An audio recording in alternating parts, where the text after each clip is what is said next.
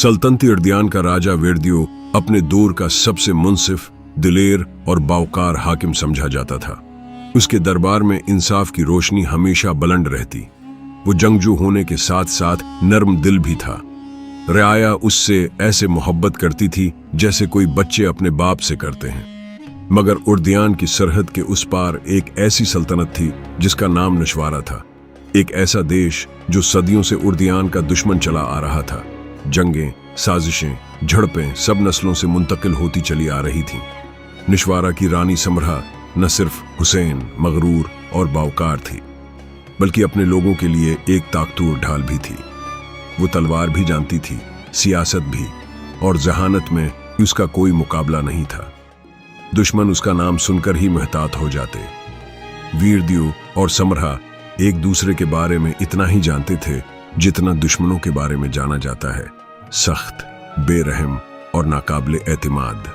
लेकिन तकदीर ने उन दोनों के लिए कुछ ऐसा लिख रखा था जो दोनों देशों की तारीख बदल देने वाला था। एक दिन राजा वीरदियो सरहद के करीब शिकार के लिए निकला। मौसम बदल रहा था, बादल भारी थे और हवा में अजब सा तनाव था। अचानक घने जंगल से घोड़ों के दौड़ने की आवाज आई, साथ औरत की चीख।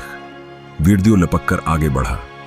उसने जो मंजर देखा उसने उसे हैरान कर दिया। एक घोड़ा गिरा हुआ था, उसके पास एक औरत जख्मी पड़ी थी। सियाह लिबास, सिर पर चांदी का ताज और चेहरे में अजब शाही वकार। वीरदियो आगे बढ़ा, मगर इसी वक्त उसे पहचान लिया। ये कोई आम औरत नहीं थी, ये दुश्मन देश निश्वारा की रानी समरा थी। उसकी कलाई से खून बह रहा था, मगर आंखों में गुरूर अब भी कायम था। वीरदियो ने कहा, आप जख्मी हैं, मैं मदद करूं। समरा ने गुस्से से कहा, मैं दुश्मन की मदद नहीं लूंगी। वीरदियो ने नरमी से जवाब दिया, आज मैं दुश्मन नहीं, एक इंसान हूं, और एक जख्मी औरत को मरने के लिए छोड़ देना मेरे उसूल के खिलाफ है। समरा ने कुछ लम्हे उसे देखा। चेहरे पर गुरूर था, मगर दिल में कमजोरी। आखिरकार बेहोशी ने उसे वीरदियो की बाहों में गिरा दिया। वीरदियो उसे अपने खफिया कीप में लाया, इलाज करवाया, उसे महफूज मकाम में रखा। पूरे 3 दिन वो बेहोश रही। वीरदियो रोज चुपचाप उसे देखकर चला जाता, कभी उसे हाथ नहीं लगाता, कभी उस पर नजर नहीं जमाने देता, बस खामोशी से हिफाजत करता रहता। जब समरा होश में आई तो हैरान रह गई। मुझे क्यों बचाया? मैं तुम्हारी दुश्मन हूं। वीरदियो मुस्कुराया। जिंदगी दुश्मनी से बड़ी है, और पहली बार समरा इस इंसान को दुश्मन समझने में हचकिचाई। समरा चंद दिन वहीं रही। वो जाने के लिए जिद करती, मगर जख्म उसे इजाजत न देते। रिफ्ता रिफ्ता दोनों के बीच खामोश बातें होने लगे। नजरें मिलती और हट जाती। एक आध जुमला दोनों को सोचने पर मजबूर कर देता, और दोनों समझने लगे थे कि उनके दिलों में कुछ बहुत खामोशी से बदल रहा है। एक रात बारिश जोरों पर थी। समरा सरहद के किनारे खड़ी सोचों में खोई थी। वीरदियो करीब आया और इतने ही नरमी से पूछा, तुम क्यों इतनी उदास हो समरा? समरा ने पहली बार अपनी सख्ती हटाकर कहा, मेरे देश में दुश्मनी विरासत है। मेरे लोगों ने सिखाया है कि अर्दियान बदतरीन दुश्मन है, मगर तुम तो वैसे नहीं जैसे मुझे बताया गया था। ये उलझन मुझे खा रही है। वीरदियो ने आहिस्ता कहा, हो सकता है कि सच वो ना हो जो तुमने सुना, बल्कि वो हो जो तुमने मेरे दिल में देखा। उस लम्हे बारिश थमी और दिल में कुछ जागा। चंद दिन बाद समरा वापस अपने देश रवाना होने लगी। जाने से पहले उसने वीरदियो से हाथ बढ़ाकर कहा, अगर कभी किस्मत ने हमें दोबारा मिलाया तो शायद हम दुश्मन नहीं रहेंगे। वीरदियो ने कहा, मैं दुआ करता हूं कि तकदीर अगली बार हमें दुश्मन नहीं, दोस्त बनाकर मिलाए। समरा ने सरख आंखों से आखिरी बार उसे देखा और अपने देश लौट गई। मगर दोनों को मालूम नहीं था कि उनकी कहानी तो अभी शुरू हुई है। निग्यात दूसरी मुलाकात। जब दिल दुश्मनी को हारा देता है, महीने गुजर गए, मगर दोनों एक दूसरे को भूल न सके। एक दिन उर्दियान के दरबार में ऐलान हुआ, निश्वारा की रानी समरा ने राजा वीरदियो को अपने देश आने की दावत दी है। पूरा दरबार हैरत में डूब गया। वीरदियो मुस्कुराया। उसे मालूम था कि दिल कभी झूठ नहीं बोलता। जब वो निश्वारा पहुंचा तो पूरा महल रोशन था। रानी समरा तख्त पर बैठी थी, मगर आंखों में अजीब सॉफ्टनेस थी। वो खड़ी हुई, आहिस्ता आहिस्ता आगे आई और कह उठी, वीरदियो, मैंने तुम्हें दुश्मन समझा, मगर तुमने मुझे दुश्मनी से नहीं, जिंदगी से बचाया था। मैं हर रात सोचती रही और दिल ने एक ही बात कही, मैं तुमसे मोहब्बत करने लगी हूं। वीरदियो ने आगे बढ़कर उसके हाथ थाम लिए, और मैं इस दिन से तुम्हारे बगैर एक लम्हा नहीं गुजार सका। इस एक गले मिलने से दो देशों की सदियों पुरानी दुश्मनी पिघल गई। वीरदियो और समरहा की मोहब्बत ने वो कर दिखाया जो हजारों जंगें न कर सकें। दोनों देशों ने दुश्मनी खत्म कर दी, सरहदें खुल गईं, नफरतें बुझ गईं और दोनों सल्तनतें हाथ मिलाकर एक हो गईं। लोग हैरान थे, कैसे मोहब्बत ने सदियों की आग बुझा दी। रानी समरहा ने ताज उतार कर कहा, यह ताज अब दुश्मनी के लिए नहीं, अमन के लिए है। और राजा वीरदियो ने उसकी तरफ देखकर कहा, जो दिल मोहब्बत में झुक जाए वो पूरी दुनिया को बदल देता है। वो दोनों एक हो गए। दुनिया ने दुश्मनों को आशिक बनते देखा और दोनों सल्तनतों ने दुश्मनी के खात्मे की शमा रोशन होते देखी। एक जमाने में नूरगढ़ नाम की एक खुशहाल बादशाहत थी। उसकी फजा में हमेशा हल्की सी खुशबू बसी रहती थी और शहर की फसीलें शाम के वक्त सुनहरी रोशनी में जगमगाने लगती थीं। इस बादशाहत की रानी राबिया सिकंदर थी, एक ऐसी शख्सियत जिसकी खूबसूरती, निर्म दिली और जहानत की मिसालें दौर दौर तक दी जाती थीं। राबिया महल में हर आसाइश रखती थी, मगर एक चीज हमेशा इससे दूर रही, आज़ादी। महल की दीवारें जितनी खूबसूरत थीं, इतनी ही सख्त भी थीं। वो हर रोज महल की छत से नीचे शहर को देखती, लोगों को काम करते, हिंसते, भागते, दुआएं देते देखती, और उसकी ख्वाहिश होती कि काश वो भी आम लोगों की तरह जी सके। शहर के एक तंग मोहल्ले में एक नौजवान रहता था, उर्सलान। वो गरीब था लेकिन मेहनती, बाखलाक और बहुत मजबूत दिल का मालिक। उसकी रोजी रोटी लकड़ी के छोटे छोटे खिलौने बनाने और बेचने से चलती थी। उर्सलान के हाथों में खुदा ने ऐसी महारत रखी थी कि लकड़ी से बने हुए घोड़े, परिंदे, छोटे शहर और नन्हे सिपाही देखने वालों के दिल मोह लेते थे। मगर गरीबी उसकी जिंदगी का हिस्सा थी। उसकी माँ बीमार रहती थी और दवा के पैसे पूरे करना हमेशा मुश्किल होता था। लेकिन फिर भी उर्सलान की आंखों में हमेशा उम्मीद रहती थी। वो कहता था, इंसान की असल दौलत उसके ख्वाब होते हैं। और एक दिन उसका ख्वाब उसे महल तक ले जाने वाला था। एक दिन रानी ने फैसला किया कि वो भैंस बदलकर शहर देखेगी। वो एक सादा सी शाल ओढ़कर एक खफिया दरवाजे से महल से बाहर निकली। गलियों में घूमते हुए उसका दिल खुशी से भर गया। ये दुनिया वही थी जिसे वो हमेशा दौर से देखा करती थी। उसी दौरान उसकी नजर एक टूटते हुए खिलौने की आवाज पर पड़ी। एक छोटी लड़की रो रही थी क्योंकि उससे खिलौना टूट गया था। वहीं पास ही अरसलान बैठा खिलौनों की मरम्मत कर रहा था।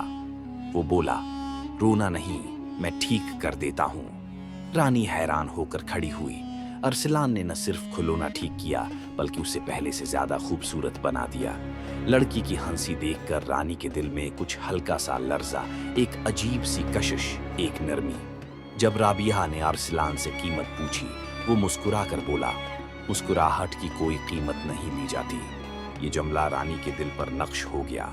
वो पहली बार किसी आम इंसान की सच्चाई से इतनी मुतासिर हुई थी। अगले दिन, अगले हफ्ते और फिर अगले, रानी अक्सर इसी गली में आती। कभी खिलौनों का बहाना, कभी किसी छोटी बच्ची के लिए खरीदारी, कभी महज तमाशबीन बनकर। उर्सलान को मालूम नहीं था कि ये लड़की दरअसल मुल्क की रानी है। उसके लिए वो बस एक खूबसूरत, शाइस्ता और थोड़ी उदास सी लड़की थी जो उसके काम में दिलचस्पी लेती थी। राबिया भी उससे बेतकल्फी से बात करती। माहौल में तो हर लफ्ज शाइस्ता होना जरूरी था, हर कदम जड़ों में जकड़ा हुआ। मगर यहाँ वो खुद थी। रफ्ता रफ्ता दोनों की गुफ्तगू बढ़ती गई। उर्सलान उसे लकड़ी के खिलौने बनाने के तरीके समझाता और राबिया उसे महल की जिंदगी के बारे में किस्से सुनाती, बगैर ये बताए कि वो खुद रानी है। ये वो दिन थे जब दोनों के दिल खामोशी से एक दूसरे के आदी होने लगे। एक शाम महल के मुहाफिजों ने रानी को शहर में पहचान लिया। वो फौरन राबिया को महल लौटने का हुक्म देने लगे। मुहाफिजों ने अरसलान को धक्का भी दिया कि वो रानी से दूर रहे। इसी लम्हे अरसलान को एहसास हुआ कि ये सादा लड़की दरअसल कोई आम इंसान नहीं। मुहाफिजों ने ऐलान किया, रानी साहबा, आपकी हिफाजत जरूरी है। یہ غریب لوگ آپ کے قابل نہیں۔ یہ الفاظ ارسلان کے دل پر تیر کی طرح لگے۔ اسے پہلی بار غربت کا حقیقی درد محسوس ہوا، محبت سے بڑھ کر تکلیف دہ، بے آواز اور بے اختیار۔ رانی نے لڑکھڑاتی آواز میں کہا، ارسلان، معاف کرنا، میں نے کبھی تمہیں دھوکہ دینے کا ارادہ نہیں کیا۔ اور اسے محافظ زبردستی محل لے گئے۔ ارسلان دیر تک اس گلی میں کھڑا رہ گیا جہاں اس کے خوابوں کی بنیاد ٹوٹ چکی تھی۔ اسے لگا کہ وہ اس دنیا میں سب سے تنہا ہے۔ محل میں رابعہ پر پابندیاں لگا دی گئی۔ بادشاہ، اس کا چچا، بہت ناراض تھا۔ وہ کہتا، رانی عام لوگوں سے میل جول نہیں رکھتی، تمہاری شادی قریبی سلطنت کے شہزادے سے طے ہے۔ یہ سن کر رابعہ کا دل ٹوٹ گیا۔ دن رات وہ کھڑکی سے باہر ارسلان کی گلی کی طرف دیکھتی رہی، حالانکہ اسے معلوم تھا کہ وہاں سے محل نظر ہی نہیں آتا۔ دوسری طرف ارسلان نے کھلونوں کا کام چھوڑ دیا تھا۔ اس کی ماں بیمار ہوتی گئی، پیسے ختم ہوتے گئے، امیدیں بکھرتی گئی۔ محبت نے اسے مضبوط نہیں بلکہ بے بس کر دیا تھا۔ وقت گزرتا گیا، رانی کی شادی کی تیاریاں شروع ہو گئیں، مگر رابعہ نے فیصلہ کر لیا تھا کہ وہ وقت کے سامنے ہار نہیں مانے گی۔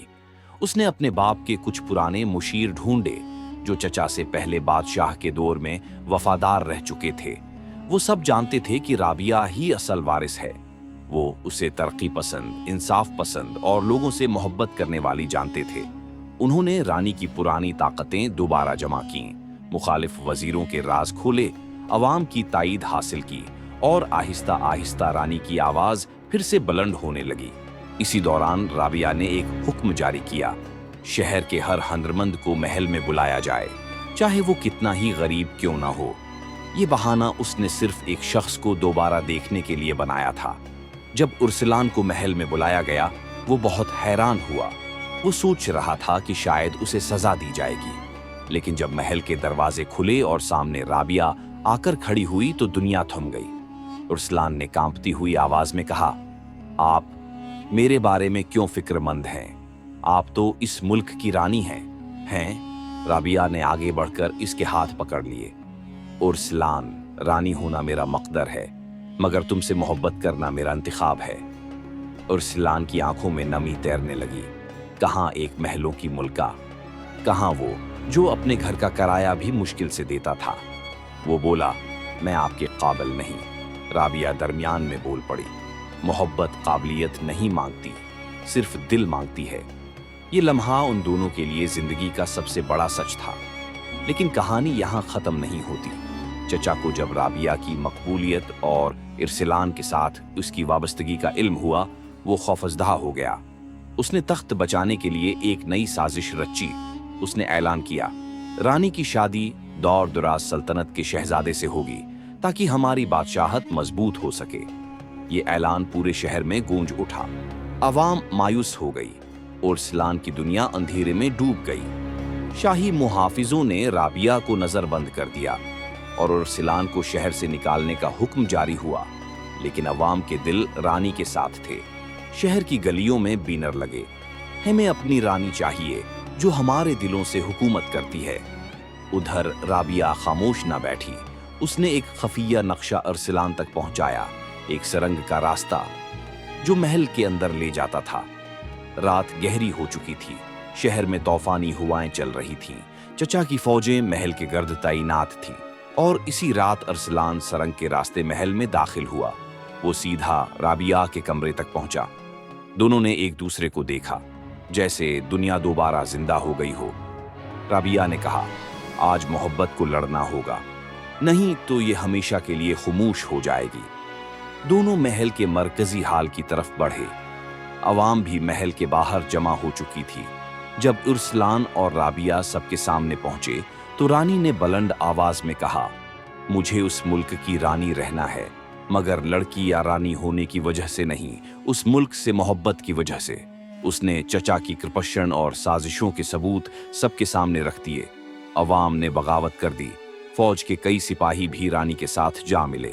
چچا کو تخت سے معزول کر دیا گیا۔ محل کی فصیلوں سے پہلی بار امید کی روشنی نکل رہی تھی۔ چاندنی رات تھی، شہر خوشیوں سے بھر گیا، ہر طرف چراغ جل اٹھے۔ رابعہ کے سر پر تاج دوبارہ سجایا گیا، लेकिन इस बार वो अकेली नहीं थी। उसने सबके सामने ऐलान किया, मैं अपने दिल की आवाज पर चलूंगी और मेरा दिल इर्सिलान के साथ है। अवाम ने जोरदार नारों के साथ इन दोनों का इस्तकबाल किया। मोहब्बत, जिसे कभी कमजोरी समझा जाता था, आज ताकत बन चुकी थी। राबिया ने हुकूमत चलाई और इर्सिलान ने शहर के हुनरमंदों की एक जदीद वर्कशॉप कायम की, जहां गरीब लोगों को काम मिलता। उसने अपनी माँ का बेहतरीन इलाज करवाया। मोहब्बत ने दोनों की जिंदगियों को बदल दिया, सिर्फ एक दूसरे के लिए नहीं, पूरे मुल्क के लिए। महल की छत पर खड़े होकर राबिया अक्सर इर्सिलान से कहती, मुझे आज भी यकीन नहीं होता कि मेरा दिल एक दिन इस गली तक पहुंचा था जहां तुम लकड़ी का एक खिलौना ठीक कर रहे थे। और इर्सिलान मुस्कुराकर जवाब देता, औसल बादशाहत दिलों में होती है और तुमने मेरे दिल पर हुकूमत करना सीख लिया है। यूं एक रानी और गरीब लड़के की मोहब्बत महलात की कैद को तोड़कर आवाम के दिलों तक पहुंच गई और उनकी कहानी एक नई सुबह की तरह हमेशा के लिए जगमगा उठी।